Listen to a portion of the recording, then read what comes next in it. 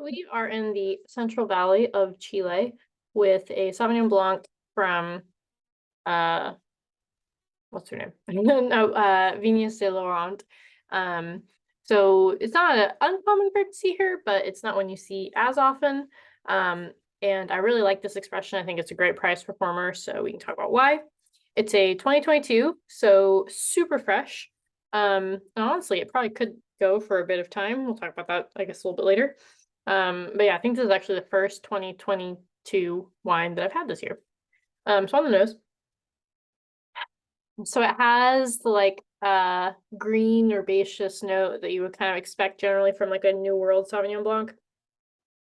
It has this lovely like melon note that I wasn't normally expecting from like a green Sauvignon Blanc, but yeah, it does kind of have this like ripe fruitness to it, which is not as typical to see as well. So there's some stone fruit, like almost like a candied lemon. It's really interesting flavor or smell profile. Almost like kind of like luscious, like even like tropical fruits in here that I wouldn't normally associate with Sauvignon Blanc. Let's try it.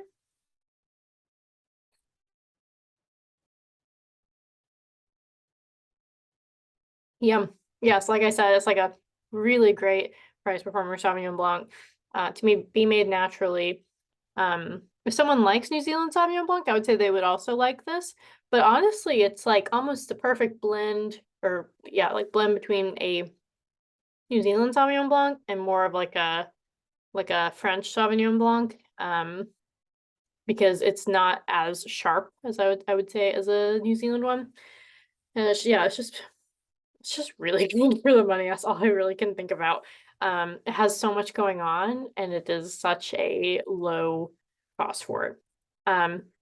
So I don't even know if I mentioned the rest of the So it's like perfectly medium bodied. Actually, the acid I think is the interesting part. Normally the acid is like through the roof and the acid's high here. Definitely put in the high category, but nothing crazy. So like I'm still able to pick up these more nuanced notes of like melon and almond and things that aren't just like citrus and the fruits that you would normally get on here. So I would say it is really good for what it is. And for like dinner parties, or if you want to have a wine where you can bring or not worry about it and be able to open it and just know that it's going to taste great with most food, this is the one. Because it can go with anything from nothing, great by itself, all the way up to, like chickens, maybe even like a pork. We had pork with mango salsa the other day. I know I talk about that a lot. But this would have been lovely with it. Chimichurri could be really interesting here. Yeah, it's very food friendly, very just generally wine friendly. And also a good one to maybe introduce someone to natural wine because it's inexpensive, really tasty, nothing scary about it. So I hope you enjoy.